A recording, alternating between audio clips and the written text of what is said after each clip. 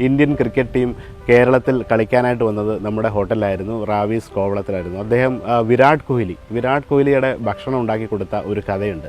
അദ്ദേഹത്തിന് വന്നപ്പോൾ അദ്ദേഹം വെജിറ്റേറിയൻ ആണ്, അദ്ദേഹം വീഗനാണ്. എസ്പെഷ്യലി ആനിമലിൻ്റെ ഒരു പ്രൊഡക്റ്റും കഴിക്കാതിരിക്കുമ്പോൾ അദ്ദേഹത്തിന് ഒരു നാടൻ സദ്യയാണ് ഞാൻ ഉണ്ടാക്കി കൊടുക്കാൻ ശ്രമിച്ചത്. അപ്പോൾ അദ്ദേഹത്തിന് വളരെ ഇഷ്ടപ്പെട്ടു. അപ്പോൾ ഒരാൾക്ക് വേണ്ടിയിട്ട് ഒരു സദ്യ ഉണ്ടാക്കുമ്പോൾ അറിയാമല്ലോ, മറ്റുള്ള പ്ലേയേഴ്സിനെല്ലാം പല വിധത്തിലുള്ള ഭക്ഷണം ഉണ്ടാക്കിയപ്പോൾ അദ്ദേഹത്തിന് സദ്യ വേണമെന്ന് പറഞ്ഞ് നമ്മുടെ നാടൻ കേരളത്തിൽ കിട്ടുന്ന നാടൻ പച്ചക്കറികളൊക്കെ കൊണ്ടുള്ള ഒരു സദ്യയാണ് ഉണ്ടാക്കിയത്. അപ്പോൾ ഒരാൾക്ക് വേണ്ടി ഉണ്ടാക്കുമ്പോൾ ഒരു മിനിമം കുറച്ച് ഒരു ബോളിലെങ്കിലും ഇത് ഉണ്ടാക്കി അദ്ദേഹത്തിൻ്റെ മുറിയിൽ കൊണ്ടുപോയി വാഴയിലയിൽ വിളമ്പി കൊടുക്കുകയാണ് ചെയ്തത്. അപ്പോൾ അദ്ദേഹത്തിന് വളരെയധികം ഇഷ്ടപ്പെടുകയും ഉച്ചനേരത്താണ്. അപ്പോൾ അദ്ദേഹം എന്നോട് ചോദിച്ചു, ഈ ബാക്കി വന്ന ഭക്ഷണം എന്താണ് ചെയ്യുക? അപ്പോൾ ഞാൻ പറഞ്ഞു, സാർ ഇത് ഞങ്ങൾ അവിടെ കൊണ്ടുപോകും. അപ്പോൾ അദ്ദേഹം പറയുകയാണ്, എനിക്ക് ഈ ഭക്ഷണം തന്നെ രാത്രിയിൽ വേണം. അപ്പോൾ ഞാൻ പറഞ്ഞു, സാർ ഇത് രാത്രിയിൽ അദ്ദേഹത്തിന് തരാൻ പറ്റില്ല, കാരണം BCCIയുടെ ഒരുപാട് റെസ്ട്രിക്ഷൻസ് ഉണ്ട്, ഹൈജീൻ പാർട്ടുണ്ട്. അപ്പോൾ അദ്ദേഹം പറയാം, അതൊന്നും പ്രശ്നമില്ല, എനിക്ക് ഈ ഭക്ഷണം പാഴാക്കുന്ന ഒട്ടും താല്പര്യമില്ല. വിരാട് കോഹ്ലിയാണ് ഇത് പറയുന്നത്. അദ്ദേഹം ലക്ഷറിയുടെ അങ്ങേയറ്റത്ത് അദ്ദേഹത്തിൻ്റെ എല്ലാ കാര്യങ്ങളും BCCIയും അല്ലെങ്കിൽ മറ്റ് സ്പോൺസർമാരും ചെയ്യുന്ന ഒരു സമയത്ത് ഉച്ചയ്ക്കുണ്ടാക്കിയ ഭക്ഷണം അദ്ദേഹത്തിന് കളയാൻ താല്പര്യമില്ലാതെ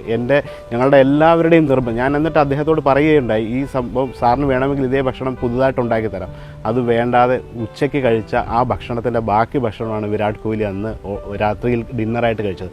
അതെന്നെ ഭയങ്കരമായിട്ട് ചിന്തിച്ചു. നമ്മൾ ആഹാരം പാഴാക്കുന്നവർ ഒരുപാട് ഈ അനുഗ്രഹങ്ങളെക്കുറിച്ച് പറയുമ്പോൾ നമുക്കുണ്ടാകുന്ന ഈ അനുഗ്രഹങ്ങളുടെ വില നമ്മളറിയാതെ പാഴാക്കി കളയുന്ന ഓരോ ഭക്ഷണവും ആഗ്രഹിക്കുന്ന ഒരു വലിയ സമൂഹം ലോകത്ത് എവിടെയല്ലോ, ലോകത്ത് തന്നെയല്ല, ചിലപ്പോൾ നമ്മുടെ ചുറ്റുപാടുകളിൽ തന്നെ ഉണ്ടാകും, നമ്മളത് ആരും അറിയുന്നില്ല.